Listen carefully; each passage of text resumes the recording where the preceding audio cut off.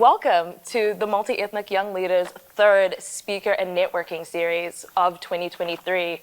It is such a privilege for me to be in this position. I am such a big fan of not only the Multiethnic Young Leaders Network, but also Nevak Rogers right here. It's not always, the opportunity that you get to sit with such an icon, such a legend in the media space. So I'm already a bit shaken here. I hope you're all shaking as well. I told her she needs to get better work stories. Before we kick off into the amazing kōrero that I know we're going to have, we're just going to enter into karakia just to make sure that, we've got to keep the tikanga. So, kia hora ti marino, kia whakapapa ponamu te moana, hei hūrahi mā tautai I te rangi nei, aroha atu, aroa mai, tautou e tātou katoa, homie huie, tai kie. So if this is your first time coming to one of these events, this is all built to ensure that our ethnically diverse young leaders have the opportunity to connect with industry legends, people with a wealth of experience across different sectors and industries, and just getting the chance to network with other like-minded folks. So I hope you're all taking the time this evening to connect with one another already, that you have questions brewing in your mind, and that you're coming with a really open an open perspective, ready to learn and ready to engage. This is a really great opportunity to kind of just broaden the scope for the next generation of ethnically diverse leaders in Aotearoa. I'm really grateful to be a part of it.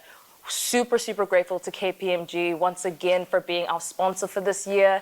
It is, not easy to provide space and time and effort, so we really do want to recognize the mahi that they have done to ensure that we're in this space, that we are held well, and that we get to, take over for this little moment in time and really spread our wings. So thank you to KPMG again. So before we, get into the meat, we get to talk a little bit more about our beautiful guest speaker today. So Nevak Rogers, you're sitting here with 25 years of experience in media. Oh my gosh, so old, yeah. You're sitting here with a lot of knowledge and wealth to share with us, which is super exciting. We know that, you're coming with a background in journalism from MIT, and you're standing here with, this fantastic role of acting director of content at TVNZ. Now, I've seen the bio, it's long. I won't do it justice, and I really want to give the opportunity to Nevak to really speak to your own experience, but I just want to let you know that the conversations we're going to have today, take notes, because it's going to be good. Let's take it back to day dot. Mm-hmm. Tell us about the beginning of your journey. Okay. So it's interesting, we were just talking about, you're the same age as our oldest son. And at 23 years old, TK will be 23 in a couple of months, I still didn't know what I was going to do. I'd done a bit of marketing, I did psychology until we had to do things with rodents, and I had phobias, so that didn't work out. I did marketing and business for a bit and kind of was like, that was interesting, but probably not enough to fill my cup. And then I actually fell into journalism. I was kind of pushed into journalism by a whānau friend. So I'd gone to school with Gary Wilson's son, and Gary had worked at the Auckland Star, had set up Mana magazine and Mana News with Derek Fox in the late 80s, beginning of the 90s. And so he pushed me. He was just like, psychology is for arseholes, I think was what he actually said to me. And wannabes, and you should do this 1 week introductory course, maybe it was 2 week introductory course to get into journalism. And at that point they'd been running these courses around the country and basically finding high school kids who were a little bit sassy, had good language skills, okay written skills, and pushed them to do these introductory courses. And people like Matamina Roderick, Gideon Porter, Kirsty Babington, a bunch of people who were sort of our cohort all came through those programs, and then went on to do a year's course at MIT. During that time I did some work at the Herald, decided that was probably not going to be my jam. I worked at the Dominion, which was, before it was the Dom Post, and there was so I did some interning there, and then there was a role that was going to come up. A woman was going on maternity leave in about 4 months' time. So I kind of needed to find some bridging, and they, didn't say the job would be mine, but basically, that would be a role that I could potentially go into. So I worked at Mana News and Mana Magazine over that sort of summer break for 4 months. And man, I remember writing my first story for RNZ, and I'd spent like 2.5 days on it. You're meant to do like a couple of stories a day. I'd spent 2.5 days on this thing. I'd use every 4 or 5 syllable word I'd ever come across. I thought it was the shit. And I remember giving it to Gary and Aotearoa, who was one of the editors at the time, and they were literally on the floor just wetting their pants laughing. This is just such a piece of shit work, Nevak, and just, kind of talk me through all the reasons why I was horrified. But because I had this relationship with Gary, he was like a second dad to me, I kind of just tried it on. And he would go through our scripts. Mel Robinson and I both, so Mel works with me now. She's the GM of Sport and Events at TVNZ, former Blackfern sportscaster. She's had a Barbie made after her, so she's quite relevant at the moment. I've been interviewing her off the back of the Barbie movie quite a bit. So Mel and I kind of came through, and he would slash and burn our stories with this red pen, and then when you'd hear him get out this Olivetti typewriter, when you heard him get that out, it meant that your story was so crap that he couldn't actually, he had to rewrite it on his Olivetti. Back then there was like one cell phone in the office. It was bigger than this, and we would take it to parties and think we were really cool, but it was so heavy that you kind of have to have turns holding it. Internet was sort of just starting out. Like it was a really interesting time. But I loved storytelling. I loved that I never knew what I was going to do in any given day. I loved the networks. I loved the camaraderie. I loved the deadline. I loved the kill, the chase, beating other people for stories. Like all of that stuff kind of was my jam. And so did that for 5 years. Went on to Māori television was starting up. And so we started a production company. We thought that would be the next kind of thing to do. So with the support of all the people at Mana, we started a production company in 2000. TK had just been born. And so we did a show called Marae DIY, which travelled around the country. At that time too, there was like this cap on funding at Te Mangapako. So $40,000 an hour was the maximum that anybody could get. And we went into that really blindly thinking, okay, well, feels like we could do this.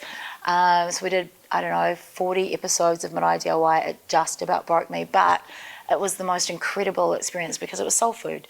We were travelling around the country, working with communities, getting really fat. The food was so good. Every time you go out, I'd always make friends with the ringawera in the kitchen. And so we learnt from the ground up, we would do 3 days. I mean, it was all health and safety wasn't really a thing back then. We would do 3 days straight in an edit suite. I'd go off, have a shower, come back, and just, it was really pioneering times. And that was actually what built Whakaata Māori. All of us were just really on this kaupapa. We had been fighting for, our space in terms of Māori space for so long. And so people were just prepared to do whatever it took. And so that set me up for a lot of success in terms of really understanding how to make content. We did news and current affairs, we did some entertainment series, we did documentary series, we did profile series. And then when TK was 5, I wanted to move back to Auckland. I wanted to move back to where mum and dad were closer to my parents and whānau. Once he started school, it was like that was always kind of going to be the thing. And I, missed a lot of my friends, although I made a lot of them move to Rotorua. We had our production company so that they could work with us. And so, but that was, it was really stressful. 20 people, basically, who you're responsible for their salary day in and day out. And I was 28 years old. So literally making shit up, but we're surrounded by incredible people who were I look back on those days with just the most fondness. We really carved up. So did that, then worked for a number of production companies up here in Auckland and kind of would partner depending on what the show was so that I could learn from them. So I'd partner with Julie Christie and worked on stuff, worked with Greenstone, all the big production companies, but on the basis that we would do a 50-50 split of profit and that I would be allowed to come in and suck their brains dry, and in return I would give them this great show and, you know, bring all new shows into the slate. So did that for about 5 years, and then joined Whakaata Māori. Once I kind of decided I didn't really want to make content anymore, I was actually going to get into real estate. I reckon I'd be really good at it. And then a job came up at Māori Television, and I just knew it was the right thing to do to be in service of the kaupapa. I needed to do my time with Māori TV, so I did do that for 3 years. And then we moved to East Tamaki, which was, that was one of the make or breaks for me, because our youngest was still at Kohanga, and I was, you know, sitting on that motorway from South Auckland, stressing out that I wasn't going to make it in time. It was stressful. And, you know, losing 2 hours each day driving was just a bit of a mish. And so Stace Morrison's my best mate, so her together with her husband and my husband did like an intervention and said, we think you need to go and work at TVNZ. And I was honestly, and I've said this in other forum, I was like, why would I want to work at TVNZ? That's the best way to colonise. Like, that's been the best tool of colonisation. One of the best tools of colonisation. I'm all about the kaupapa. And Stace was, I was like, you know, Māori TV is my baby, and blah blah blah. Stace was like, it's a whāngai, you can give it back. It's time, you know, for you to really be able to impact change, we need people across a whole range of different places. So I took a pay cut. I went to part-time hours. I took a role several below what I was doing at Māori TV. When I left Māori TV, I was the head of programming, internal unit, commissioning, scheduling, acquisitions, all the international content. And I came into a role which was, a part-time role commissioning the Māori and Pacifica slate at TVNZ. That was 5.5 years ago. And, you know, the trajectory, I've been so fortunate. There's, you know, we really turned things around. I think the 5-year journey that TVNZ has been on to, you know, land our purpose and values, to design at Otaki Māori alongside the likes of Sir Mason Jury, Professor Meihana Jury, Scotty, Stace, Sama Wharekawa, to have my boss at the time, who's just taken a role as head of transformation, so that's why I've moved into, I was the deputy director of content. Anyway, I've had lots of roles, and I basically had a new job every year I've been at TVNZ. And that's been an incredible trajectory, and then seeing others, you know, bringing others with me. There were no Māori in the content department when I started at TVNZ, and we've done a lot of work to ensure that we're mirroring at least, you know, what the population is in Aotearoa. So that's kind of in the journey, and with Kate, who is phenomenal, absolutely phenomenal, Kate Carver, who has now moved into this transformation role at TVNZ. So I've stepped into the acting role while we go through all of that process. Has been a real privilege, but it's a bloody big responsibility. You know, like I really mean that. When we produced this clip just a couple of weeks ago for our board, our fraternity board that we inducted. I look at a lot of those things. That's the stuff that keeps me up at night. And, you know, I think we've got a long way to go. We've been on, as I said, on the journey, but there's so much more work to be done. Yep. Already I have to commend you on your ability to condense 25 years into a couple of minutes. That was remarkable. I wait till I drank a bit more champagne. I was like, oh my gosh. And then this thing happened in 1992. I don't know if y'all have already started to kind of perk your ears to it, but for me, what keeps coming up are the different people, the different members of your community that have supported you on this journey. So I think it would be so good for you to just talk a little bit more about the role that community plays in your leadership, in developing your professional career, and the role of the mentors that you've had. Yes, yeah. I think about, you know, Manaai DIY, that was like the first show that I came up with. And for me it was, you know, I think back to, I grew up at a time, I was born in 1972. That was the first year that we had Te Matatini. It was the Māori language petition was signed that year. There were no kohanga reo, there were no kura kaupapa, there were no Pacific Island language nests, nothing like that existed. Mum had met my dad, he was in the army, SAS, Vietnam, 2 tours. She was a teacher training at Ardmore, so I grew up in Papakura. But, you know, it was really important to Mum that we travel back to Manatuki every single school holidays. And because she was a kaiako teacher, it meant that we got to spend a lot of time there. And the summers were, back in those days, it was 3 terms. So we were there from, you know, December through to Feb. And they were really special times because that is what grounds me today. Like I need that. Like I know when I'm feeling that taumaha, that heaviness, I need to go home, I need to get in the ocean, I need to eat fry bread, I need to drink with my uncles, I need to get a clip around the ears from the aunties, I need to be in the kota cooking food and doing all of the things that fill you up. And so it's this, you know, symbiotic thing where you're always giving back, but at the same time, without it, there kind of isn't anything. I'm nothing without all of them. So you take them with you everywhere that you go.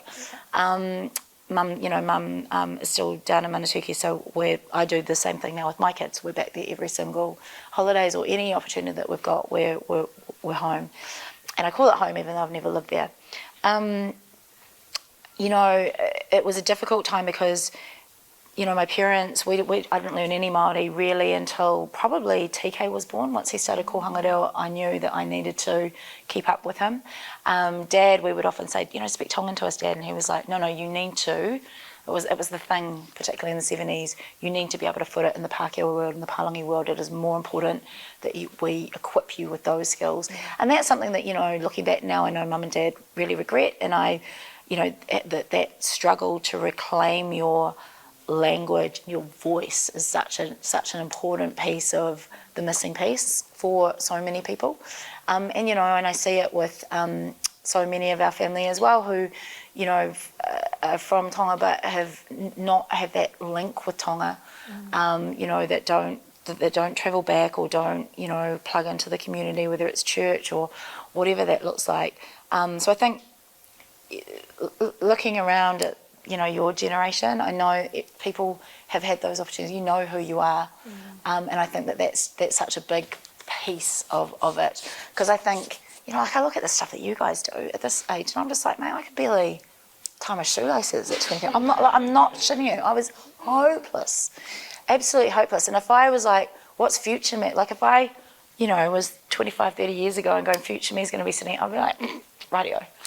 So I think that's one of the things that, you know, I've learned as even, you know, in that journey of being in the last 5 years going into different roles, is that I would sit in them kind of going, well, future me is going to nail that shit, so don't worry about it. Because actually, but for right now, I'd be, imposter syndrome sets in, you're stressing out about what you don't know, you don't know. You know, there's all of those things, but actually, just trust that future you's got it. And, you know, don't fail fast. I often, you know, I say to my daughter who's 10, I'm like, what did you fail at today, bub? What? And, you know, like, so we've got to change the thinking around that. And for me, it's really important, you know, work hard, play hard. I know as well when my, you know, vibration is not where it needs to be, those things are really important. You know, tuning into whatever version of that is, if it's, you know, karakia or walking or exercising, whatever you need to do to make sure that your cup is full. It's a bit like the Air New Zealand, you know, ad, like put your own mask on before you help others. Yeah. Like making sure that you're in a position to help others. I think the service piece is, you know, really, really important. Fuckwit free zone, that's my other little touch, you know, in terms of surround yourself, back to your point before, sis, that, you know, I surround myself with people who are like-minded, who are going to challenge me, who are not going to be easy. But that korowai, I know whenever I, you know, turn up to any kaupapa, they're there like a kahui of fierce warriors that I'm never ever by myself, ever. And, you know, in Māori culture, so when I came into TVNZ, there was a pōhiri, and there would have been, I think, I don't know, there's something like 60 people from different parts. Like my karaua came, he was 93 at the time, he came up from Manatuki, and my auntie and my whānau, but also, you know, members of my iwi, my uncle who, he's an important part actually, you know, he was one of the founders of the Polynesian Panthers. And so that fight that I kind of have, I know that like I attribute that to my uncle, because he was just always, and then there's a different kind of fight, which is my dad and his SAS tanga. And so I knew that coming there, and TVNZ in no uncertain terms knew that look after her, because it's actually not just about me, it's about the tūranga, it's about the role, it's about you're not there, you're bringing all of this with you. So if you don't look after this kaupapa, know that we're all here with her in this kind of sacred bond. And, you know, I've attended a lot of pohiri as well, where I'm in that other role, and then they haven't looked after the person. And then we have all gone in there and taken that person out, and in no uncertain terms, really talked to, you know, from the chair to the CEO all the way through of this you know, won't be tolerated, and you need to put some changes in here, and we expect you to be accountable for what's happened. Yeah. So I think, you know, it's also just, you know, having people you can sit around and watch music videos with, and, you know, have a few wines and just talk shit. So it's also, I think it's just important to know what the things are that you need to fill your cup, and surround yourself with people who are going to do that. And don't forget, and bring people with you as well. It's really, really important that you're always looking to help the next person. Oh, absolutely. And just to pull back to one of the other points that you brought up that I think is just so relevant for us as emerging diverse leaders, carrying culture and identity with us into professional spaces, and in countering predominantly white spaces or historically white spaces, you know, how was that experience kind of carrying yourself, carrying your whakapapa, but also understanding that the environment wasn't built for it? Yeah, it's an interesting one, because, you know, I think we've come a long way. Like with TVNZ in terms of treaty partnership, there's been a lot of work that's been done over the last 5 years. But I was always encouraged to bring myself, maybe less potty mouth. So I try really hard to dial that back, but it just squirts out every now and again. But for me, it's like seeing the shifting. Like, I feel like we're right on the edge of a massive breakthrough. And there's been these incremental things that have happened over the years, but you can feel it. You can see it. You know, there's a whole raft of people who are coming in, and I think, you know, it's valued in a way that it wasn't before. That can be triggering for people as well, so be aware of that, because, you know, there are a number of people who'll be triggered by, you know, what are these diversity policies that you've got to put in place? What is tangata whenua versus tangata tiriti? How does that all work? Where do I fit in that? What does that mean for me? So I think, you know, being kind and taking the time to unpack that for people in a way that they understand that it's not a that or that. It's an and. You get this and that. And when they start to see this sort of stuff of what's possible, if we just lean into that, and you know, there's enough for everybody. It's fine. You just need to breathe it out. And then there are some people who I'm just like, okay, well, that you do you, and, you know, we're not aligned. Our values aren't aligned, or that's not going to work. That's absolutely fine. I don't need to be your best friend, but we just need to find a way to work together for the common purpose, and let's just put that stuff aside. So I think I just encourage you to be your authentic self. Don't ever settle. Bring yourself, whatever that looks like, and don't give a homogenized version, because that doesn't serve anybody. And as we sit on the precipice of this, you know, emerging, very exciting future, what do you hope to imagine for your industry? Scotty and I have a theory in terms of Māori part, like really the treaty being this living, breathing thing, that, like, the treaty is a beautiful document. The real Māori version is just like, I'm like, yes, why wouldn't we sign up for that? And for, you know, being Māori and Tongan, I've always been of the view, you know, like, if we can just get the Māori piece right in Aotearoa, that just opens up the door for everything else. And all the Tongan, you know, potential, that is unlocked once we get this piece right. So that's why I've really leaned into that part. But going back to our theory, is really that the work that we're doing now is to provide to open up the doors, to have seats at the table, to prepare the ground. That's our job. My son's generation, he will step into that space. He's already like, you got 5 years, Mum, I'm coming for your job. I'm like, right, boy, better bring it. And so he just messages on his way back from a shoot. But, you know, TK's generation, who, for him, he's just like speaking English, speaking Māori, same thing. You know, like, I'm Tongan, I'm like, what's the big deal? Whereas we had a lot of hang-ups. They don't have that same cultural baggage, your generation. Yeah. You don't have that same shit that we carried. So you will blossom and you will provide everything, but it will be your kids. So my mokopuna they are going to slay. So that's my job, is to prepare everything, hand off to you, give you the game plan. This is the blueprint. You just need to get to that point like a baton race, and then you hand off, and then that's when I truly believe we will unlock the pumanawa, or the potential of Aotearoa. And on the topic of a legacy, what's the legacy you hope to leave behind at TVNZ? I don't know, I feel like legacies are quite a palangi. Yeah? Call it out, yeah. I don't know.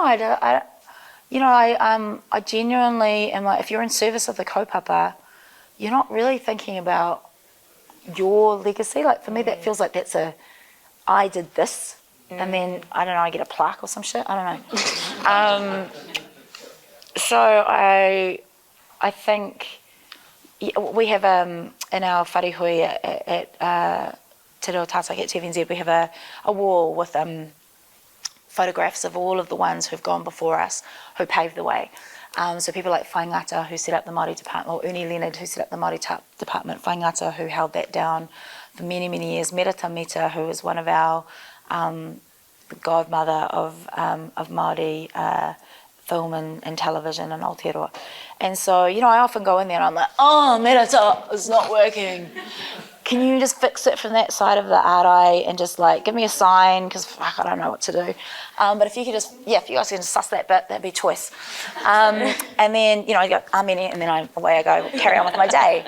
And I'm a big believer in that. I feel them. I know that's always there. So I guess if it were in terms of a legacy, I would love that. Yeah, my photo's up there one day, and people are like, Korka, can you suss X, Y, and Z? And I'll be like, yes, I got you. From the other side, so maybe that. Yeah, no, that's totally fair. And I feel like you're bringing a lot of this unraveling, deconstructing energy into the space, which I think is needed, the disruption. Yeah. So cool. when we're talking about leadership, legacy, what language would you like to see us in terms of, when we're thinking about the changes we want to make for a better future, opposed to words like legacy or leadership? That's a hard one. I think it's a hard one, because I think it's whatever your truth is, because for some other person, actually legacy might be the thing that drives you. Like you want to be responsible for establishing, I don't know, whatever it might be in your particular career. For you, success might look like, I want to be the highest, I want to be the Prime Minister, I want to be a politician, so that might be the way that you, so I feel like, for me, I don't know, I reckon just do you. If you've got a good korowai of people wrapped around you, if you are really clear about your values, because your values never change. Your purpose might, depending on what you're working on, or your next iteration of mahi or whatever that is. But your values are the things that anchor you, and the things that you will hold true, that they provide your true north. So don't ever let those bits go, and they will help you, I think, kind of deliver whatever it is. So I'm always up against. Sometimes I have to do things, and you have to make compromises, and I know that that's rubbing up against something, but I'm sneaky. I know that I'm going to lose this battle, but I know that the bigger game is over here. So I'll make this compromise that I can live with for the bigger picture betterment over there. So thinking about losing battles and the challenges that you've faced, what really stands out to you as, not only something that's been difficult, but maybe been game-changing for you in the pathway to, the current position that you have right now? Again, I think it's, one of the game-changing things, I think, is also just really, as you progress through your career, and I encourage you to do this right from the get-go, is just really know your worth, because it's leverage. And, going into, when I took on the next role at TVNZ, for me, I knew I couldn't deliver that role without a Rautaki Māori being in place, and Scotty in a position where he would provide the cultural safety net for me to do the work I needed to do. So I knew that I had some leverage, because they wanted me to move into this role. So, I put that on the table and just said, it's conditional on Scotty having a dotted line to the CEO and a role that is recognised as being responsible for maintaining and upholding the mana of TVNZ from a cultural and language perspective. And, you know, he was doing a lot of that mahi anyway, to be fair, but I needed that to be in place and for the Rautaki Māori to be in place. But, you know, our CEO at the time, Kevin Kenrick, and my boss, Kate, Kava, who I was talking about before, you know, that they were phenomenal. Like they never said no. I was like, damn, I should have asked for more things. Because they, you know, it's about enrolment, enrolling people in your vision, enrolling people in the kaupapa, enrolling people in what's possible. And if you're guided by your values and those of your true north, it's such a powerful thing because people can be not even wooed because, you know, it's a win-win for everybody. Like everybody, it raises everything up. So I think that, yeah, that's probably the biggest lesson is really understanding that worth and holding on to that true north. No, fantastic. I don't know, did I answer that? Yeah, that was a hard question. No, that was a really... Just drink some wine, we'll see what else. Let's see how the answers change. I'll interpretive dance the next answer. And on the topic of art and media, Yeah. what do you see the position, well, the power of art and storytelling to really push for the changes that we want to see when it comes to diversity, inclusion? Oh my gosh, yes. You know, It's hearts and minds, man. Arts speak to hearts and minds in a way that nothing else can move you in the same way. Like just, yeah, there's just nothing. You know, I think about, so Te Matatini, I was talking about before, you know, the National Kapaka competition, 50 years it's been going. And so for us to have Te Matatini on TVNZ2 full-time for 4 days, like that was just unheard of back in the day. And people were like, oh, you know, we're going to lose all this advertising revenue because, I mean, we're a commercial entity. We don't get any government funding, so unless it's, you know, contestable funding through the likes of New Zealand On Air or Te Mangai Paho. So we get a little bit of that, but, you know, we go in with a proposal like everybody else. And so there was a lot of pushback to start with around that, but that one event was one of those things that I'm most proud of at TVNZ because it consolidated everybody within TVNZ. Like people, you know, they'd start like, we have little Māori classes, we've done that for 5 years, but people were like using their reo in a way that they've not done that before because we were in this space where it was just normal. We'd sit in a room, you know, while we were planning and doing all of the pre-production for Te Matatini, and there were people in the room who were like, for the first time, they were outnumbered at a boardroom table of 12 or 15 people. They were outnumbered by people who weren't Pākehā. And they were like, this is what it's like for you guys. We didn't even know. And you're speaking different language and you've got all these different signs. And they were like, we want to be part of this culture. This is, you know, and it just, again, it enrolled everyone. And then we broke the record for TVNZ Plus for Te Matatini that week. So that showed that there's this, you know, incredible opportunity. You know, I was stoked that Te Matatini was able to get a bump. I can't remember, it was $30+ million over the course, I think, of 2 years. You know, I'd done stories when I was at Mana in the 90s, and I can't even remember what the figures were, but it was basically ballet, symphony orchestra, like cost per audience number versus Te Matatini, and it was, you know, it was 0.00 something cents versus, you know, lots of dollars up here. And so just validating and normalising and showing that there can be success for something that antiquated thinking, you know, would never have allowed, I think is, that's one of the things I'm most proud of. When you're talking about filling your cup, when you talk about purpose, I know for a lot of us that are on this tumultuous journey of figuring it out and understanding what that looks like. Enjoy the ride, whānau. Enjoy the ride. It's the best bit. For you, when did it feel right? Oh, it never feels right. Oh, stunning. Oh, shit, no. Don't worry about that. No, you'll never feel right. Well, I haven't. I still don't. Like, you just keep going. You just keep showing up, do the mahi, get the treats. Okay, that's a glass shattering moment for me. That's Yeah, no, brutal. never.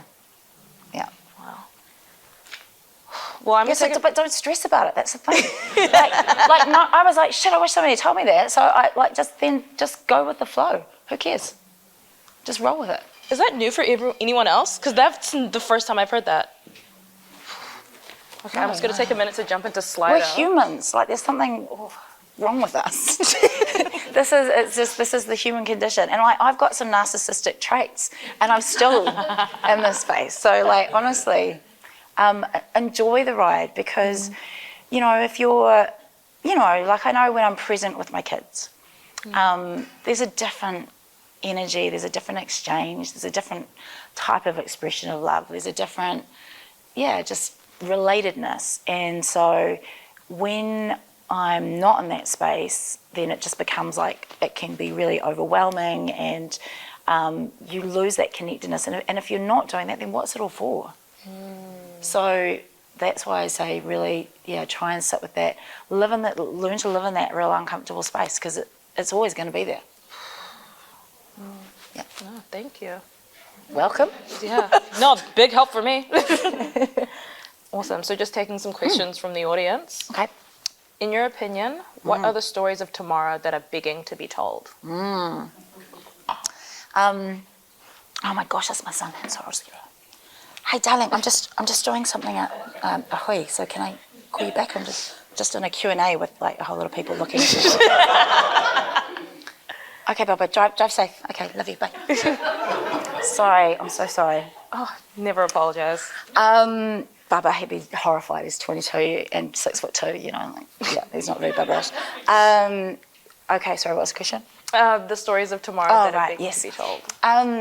So one of the other ones that I'm super proud of is we did a scripted series on the Panthers, which, you know, obviously conflict of interest, and had to clear that with my uncle being part of the Panthers. But for me, those are the stories, like those are the things that help us understand who we are today, where we've come from, and where we can go to going forward. And so, you know, the Panthers, again, that was one of those ones that, you know, we had to really, man, it was like 5 years in the making, 6 years before they actually got everything together to go into production. It was a struggle, man.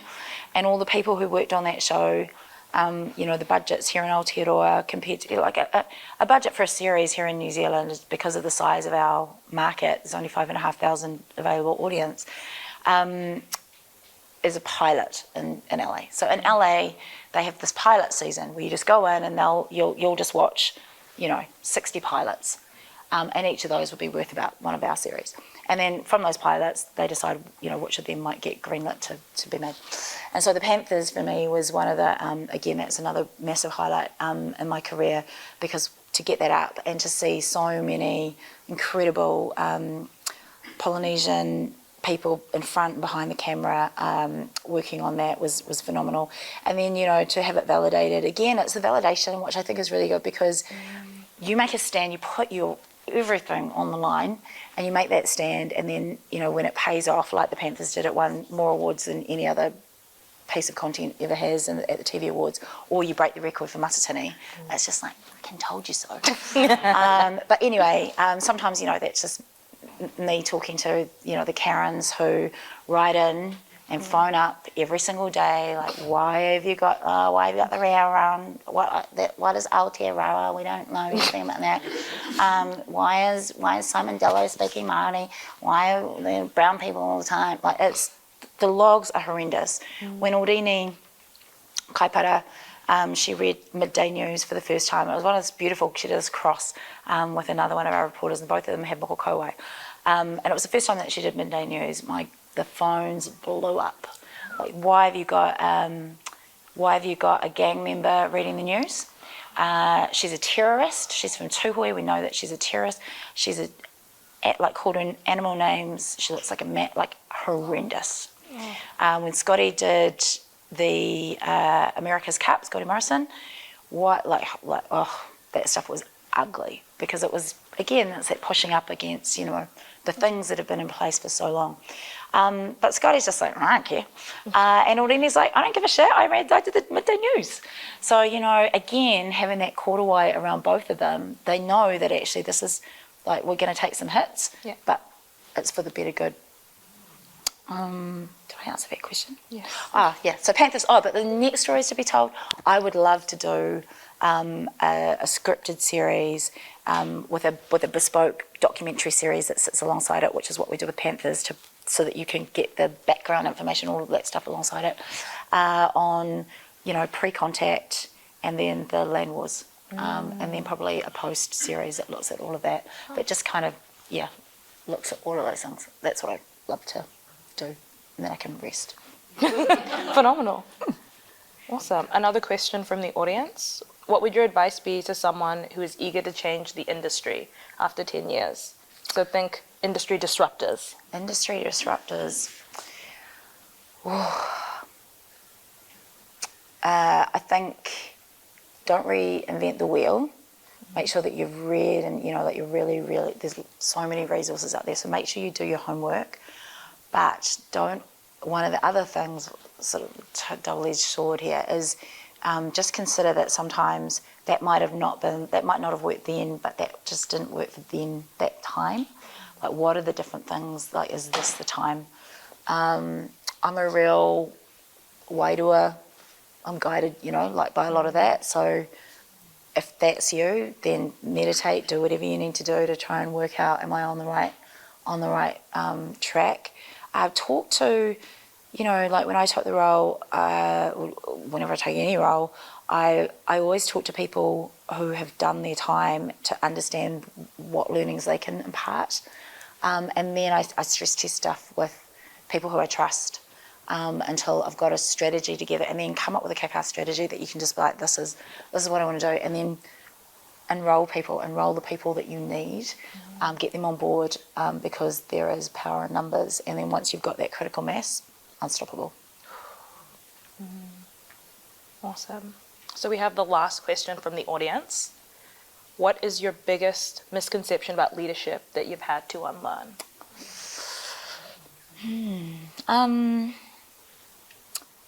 I think leadership's really natural.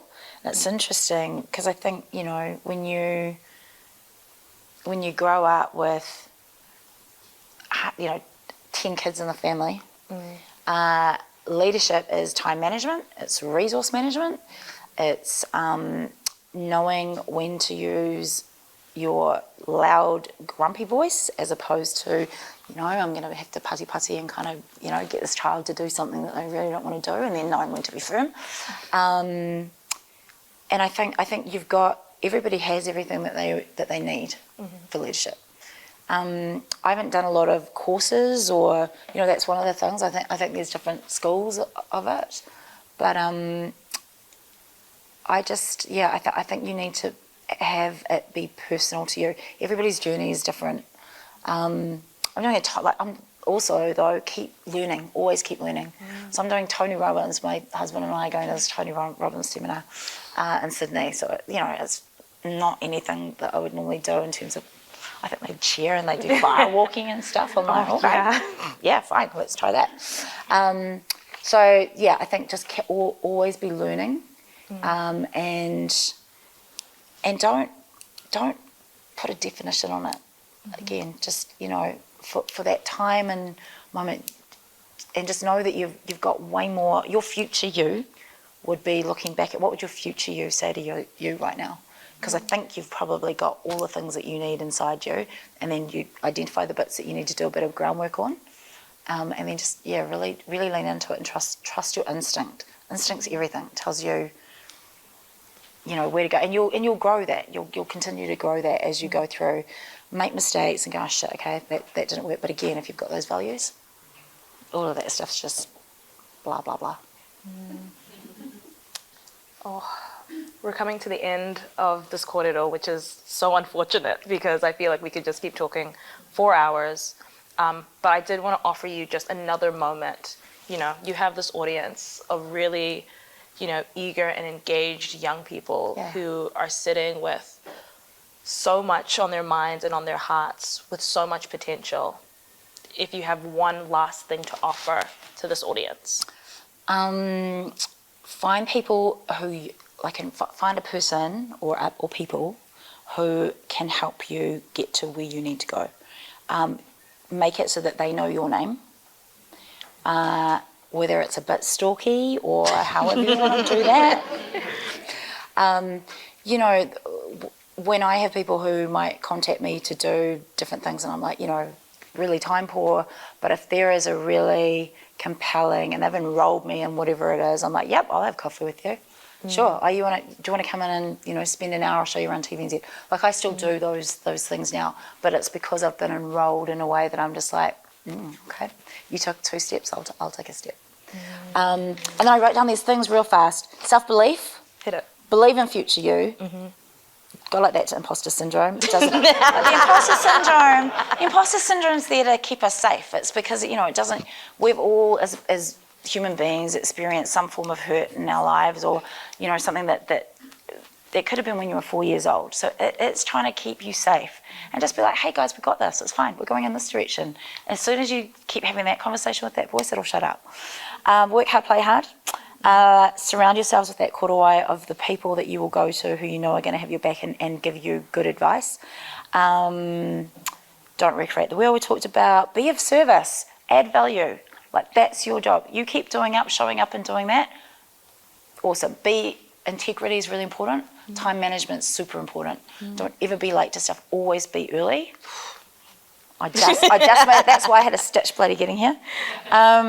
Take people with you, open the door and make sure that you're bringing them all up.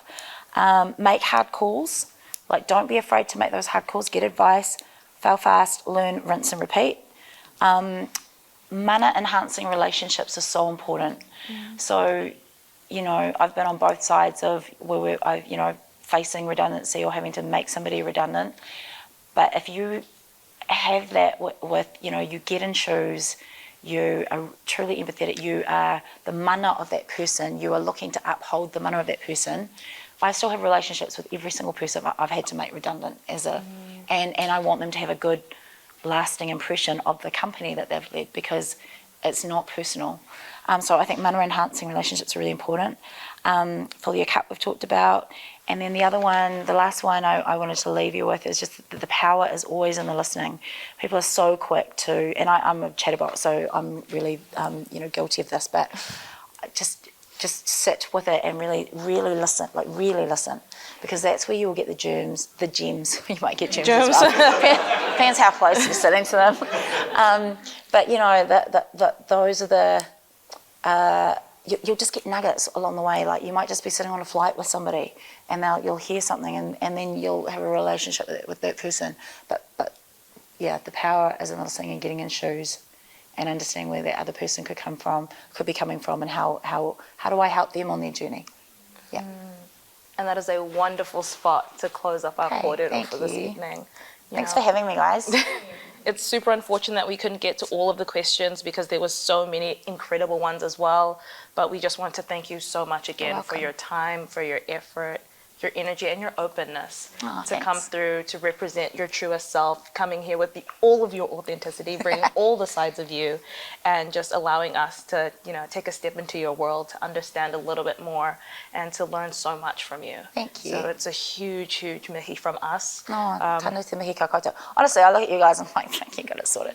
No, I'm not even joking. Like, Michelle and I have been working together for different things over the last couple of years, and coming to the launch of this kaupapa, I just honestly blown away. It really is a privilege to sit here with you and hopefully impart a few of the things that have helped me on my journey, because then that just speeds up where I know you guys are all going to end up. So trust and enjoy the journey.